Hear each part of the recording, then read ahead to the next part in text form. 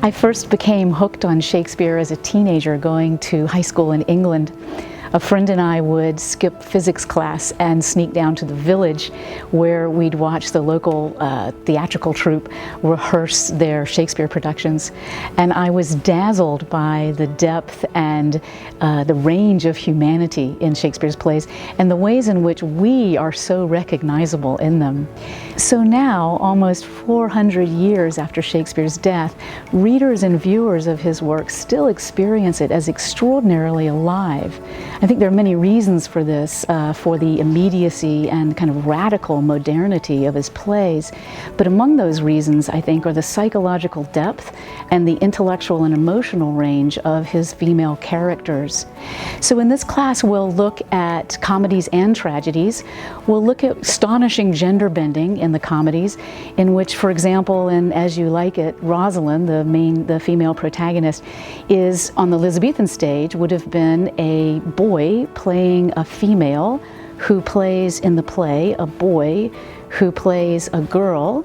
And so there's this sort of multi-layered gender bending going on, not just in As You Like It, but in the other comedies that we'll look at. Shakespeare is a titan of the canon. In fact, arguably he is the titan of the canon. And one thing that's important always to ask is, why is that the case, and should it be the case? And so while looking at Shakespeare's pushing against conventions throughout his works, we'll also ourselves push against the conventions of accepting truisms about what is good literature and what is important for us to think about. Shakespeare is a perfect person to go to for asking these kinds of questions about our relationship to the canon and to intellectual conventions of all kinds. In the tragedies, we'll see the female characters whose unequaled ability to engage with their own humanity and with the humanity of others gets them killed in some cases.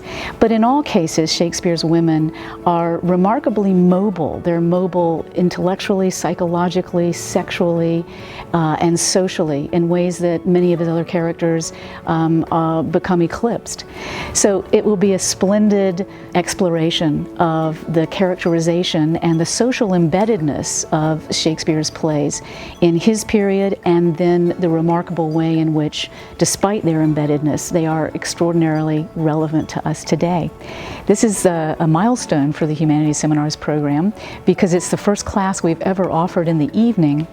Many of you have asked that we expand our programs so that we reach not only students with flexible schedules, but also those who work during the day.